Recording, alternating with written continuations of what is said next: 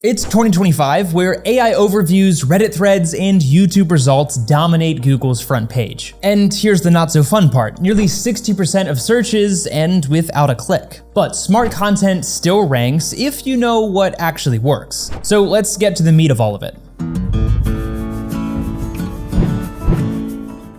If you're creating content in this day and age, the old playbook just doesn't cut it anymore. Keyword stuffing, AI rewrites, and even just being helpful, well, none of that works on its own. What does work is a set of practical moves. These are the steps that make your content easier to find, harder to ignore, and more likely to outrank whatever's sitting at the top right now. So let's walk through each one, and wherever it makes sense, we'll show you the tools that we actually use. Yes, this stuff does take time, but the right tool can save you hours. Hey everybody, and welcome back to Website Planet, where we help you build and grow smarter online without wasting time on guesswork. So let's start with step one, the 6 pillars. There are 6 things your content needs if you actually want to show up in search. We'll walk through each one, what it is, why it matters, and how to do it without spending your whole week on a single blog post. And where it makes sense, we'll also show you the tools that we actually recommend and have tested. They won't do the work for you, but they will save you a lot of time.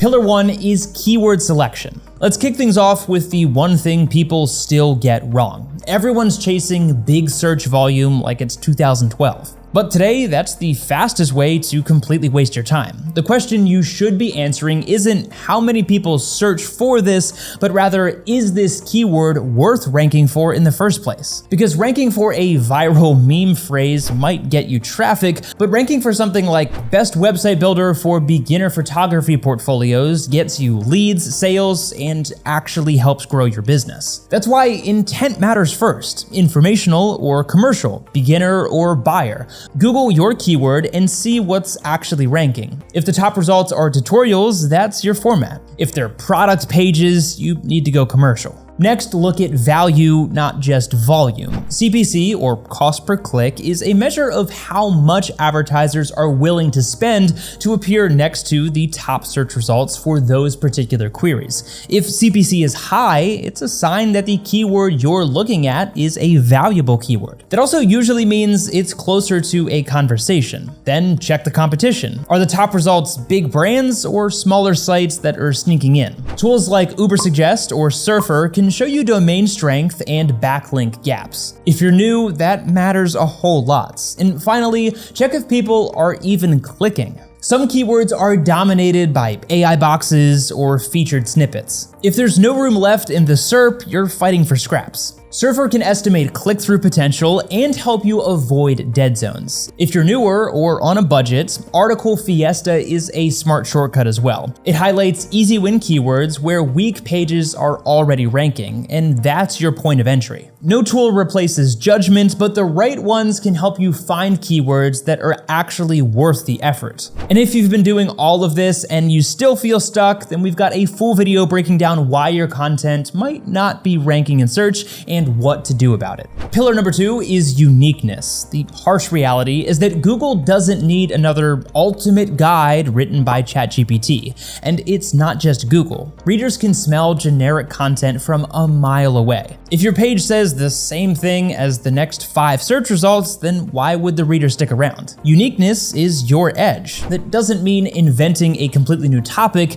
It means finding a new angle, sharing something original, or just saying it better than everyone else. This is where AI content often falls short. It's technically fine, but it's honestly forgettable. So how can you stand out with your content? Well, run a quick check on what's already ranking. Tools like Surfer can show you what competitors are saying, and your job is to find the gap. And then just fill it with something that they can't fake. A quick case study, your personal take, screenshots of an actual tool in use, a small survey or data point that you pulled yourself. Even a few reader comments, if you've got them, go a long way. All of these things aren't hard to add, but they're the difference between a page that ranks and a page that gets shared. If you want help figuring out what to improve, Frase can help pull a SWOT-style breakdown from any competitor's posts. Use it to see what's missing and then bring your own spark. Don't aim for perfection, aim for different, and that's what will stick. Pillar number 3 is relevance. Even great content won't rank if it's not what Google's looking for. Relevance today means matching search intent so precisely that Google has no reason to choose anyone else. And the good news, you don't have to guess. Google your keyword, and if the top 5 results are blog posts, write a blog post. If they're product pages, make something commercial. Trying to force the wrong format is a guaranteed fail. But relevance goes deeper than the format itself. It's also about coverage. Are you including the right subtopics? Tools like Surfer, Writesonic, Market Muse, and Article Fiesta scan top-ranking pages and show you which related terms and entities appear across the board. That saves you from the sin of keyword stuffing, so you're making sure your content hits the right talking points. This also makes outlining much easier. Instead of writing 4,000 words and hoping it's enough, you build a structure that matches what users actually want. And no, big word count isn't a ranking factor, but clarity and coverage absolutely is. So before you hit publish, ask, does this match the type of content Google is already showing? Have I covered the topics users expect to see?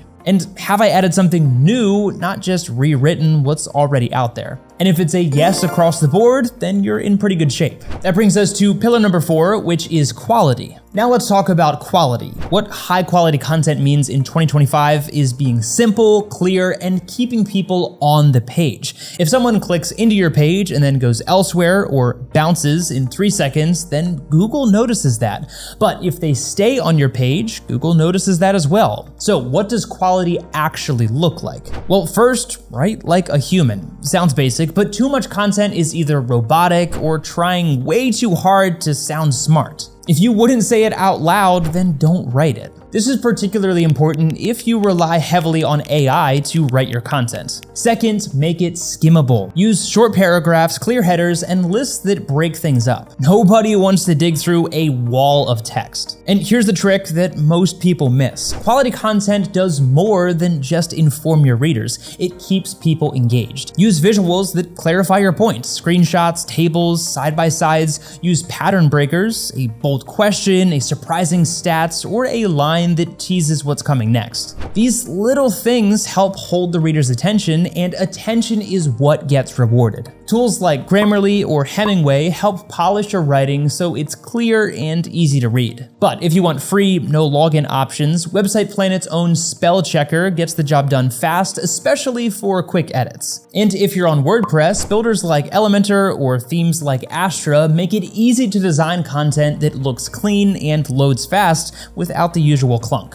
Even if your content is great, but your site still feels off, you might be making one of the web design mistakes that we covered in this video. The bottom line is, make it easy to read, easy to scan, and so interesting that it's hard to leave. Pillar 5 is topic authority. Google ranks sources, so if you only write about something once, then you're not seen as an authority in that space. To change that, you need to go deeper, so think of this as layers. Start with a core topic like best cameras for beginner vloggers, and then build supporting content around that topic, such as comparison pages, how-to guides, and niche breakdowns like the best camera for travel vlogger beginners, or top budget cameras for new vloggers in 2025. You can go even deeper with ultra-specific articles like best cameras for beginner food vloggers. But remember, you need to offer value on each specific article. If you spam, then Google will know. This is known as the content cluster approach. Every piece reinforces the others, and when they're properly linked, they create a structure that tells Google, we know about this topic. It also helps to cover the full journey from top of funnel curiosity all the way to the bottom of funnel decision making. Someone searching how to build a portfolio site is in a totally different place than someone searching Wix versus Squarespace, and you want to show up for both of those searches. Some platforms make this easier than others. others. WordPress is still the most flexible for building content clusters and managing internal links at scale. If you're using Wix, Squarespace, or even Webflow, you can do it too.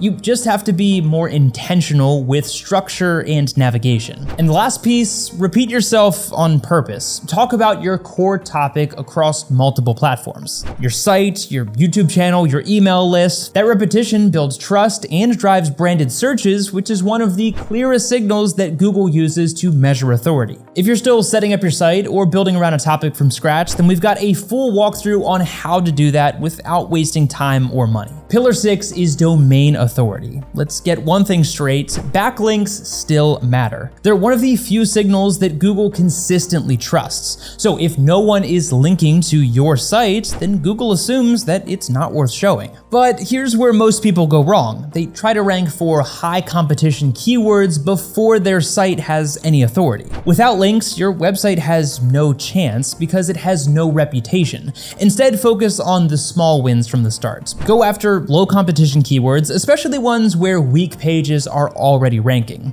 Tools like Lowfruits and Ubersuggest can help you find those gaps fast. As you start publishing more and pick up backlinks naturally, your domain gets stronger. And that's when you can start targeting those harder keywords. If you want to speed things up, tools like SEMrush can show you where your competitors are getting links. And services like Haro or Help a B2B Writer let you pitch yourself as a source to journalists in exchange for a backlink. You don't need 500 links, all you need is enough good ones to prove you're worth trusting. So build slowly, build smartly, and let your content earn its place over time. So here's the short version. Content still ranks, but only if you do it right. Start with the right keyword, match the intent, bring something original, and build out topics that prove you know your space. Remember, quality matters, and so does authority, but there are no shortcuts to it. If you want to put this into action, pick one keyword, just one, and run through the steps that we covered today. Use the tools that we'll link to down in the description box to find real opportunities and avoid wasting time. And if this video was helpful to you, be sure to hit the like button, subscribe, and check out the description box for more walkthroughs and tool breakdowns. But as always, thank you so much for watching, and we'll see you in the next one.